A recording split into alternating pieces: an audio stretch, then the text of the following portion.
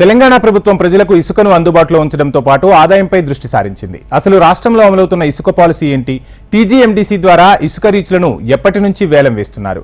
అసలు తెలంగాణలో ఇసుకపై ఎలాంటి విధానాలు అనుసరిస్తున్నారు? Watch this. తెలంగాణలో గత ప్రభుత్వం తీసుకువచ్చిన ఇసుక పాలసీ ఈ ప్రభుత్వంలో కూడా అమలవుతోంది. తెలంగాణ రాష్ట్రం ఏర్పడిన తర్వాత రాష్ట్ర ప్రభుత్వం 2014 అక్టోబర్లో Telangana mineral development corporation TGMDC ఏర్పాటు చేసింది. 2015లో ఇసుకకి సంబంధించిన విధి విధానాలను విడుదల చేసింది. అప్పటి నుంచి ప్రజలకు ఇసుకను అందించడంతో రాష్ట్ర ప్రభుత్వానికి టీజీఎండీసీ ద్వారా ఆదాయం వచ్చేలా ప్లాన్ చేసింది.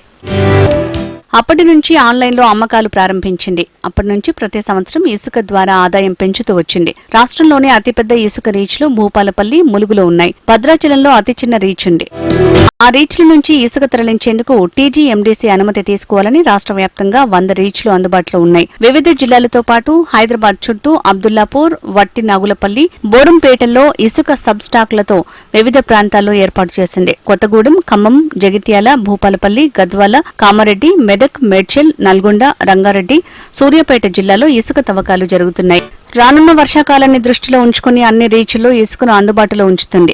ఇప్పటికీ రాష్ట్ర వ్యాప్తంగా 59,89,380 మెట్రిక్ టన్నుల ఇసుక అందుబాటులో ఉంది. మేడిగడ్డ ప్రాజెక్టు దగ్గర ఇసుకను వేలం వేయాలని టీజీఎండీసీ నిర్ణయించింది. ఇప్పటికీ రాష్ట్ర వ్యాప్తంగా 100కు పైగా ఇసుక రీచ్లు బ్యారేజీ కుడివైపున మహదేవ్పూర్ మండలంలో సూరారం నుంచి కుంట్లం గ్రామ పరిధిలోని బెగ్లూరు, బ్రాహ్మణపల్లిలోని బ్లాక్ లో 15,52,923 మెట్రిక్ టన్నుల ఇసుక, ఎల్కేశ్వరంలోని బ్రాహ్మణపల్లి బ్లాక్ లో 5,98,030 మెట్రిక్ టన్నుల ఇసుక, ఎల్కేశ్వరంలోని మహదేవ్పూర్ బ్లాక్ లో 5,98,030 మెట్రిక్ టన్నుల ఇసుకకు ఈ ప్రొక్యూర్మెంట్ ద్వారా వేలం నిర్వహిస్తున్నారు. దీని ద్వారా సుమారుగా 800 కోట్ల రూపాయల నుంచి 1000 రూపాయల ఆదాయం వస్తోందని అంచనా వేస్తోంది.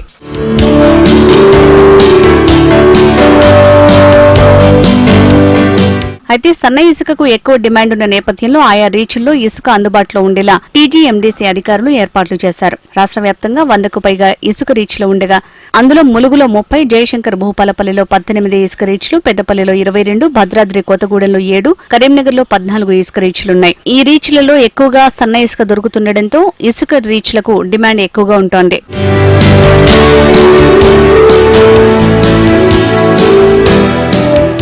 గత ప్రభుత్వంలో ఉన్న పాలసీని ఈ ప్రభుత్వం అమలు చేస్తోంది. రాష్ట్ర ప్రభుత్వానికి ప్రతి సంవత్సరం 1,000 కోట్ల లాభం వస్తోంది. కాబట్టి గత ప్రభుత్వ పాలసీని మారుస్తారా లేదా అనేది వేచి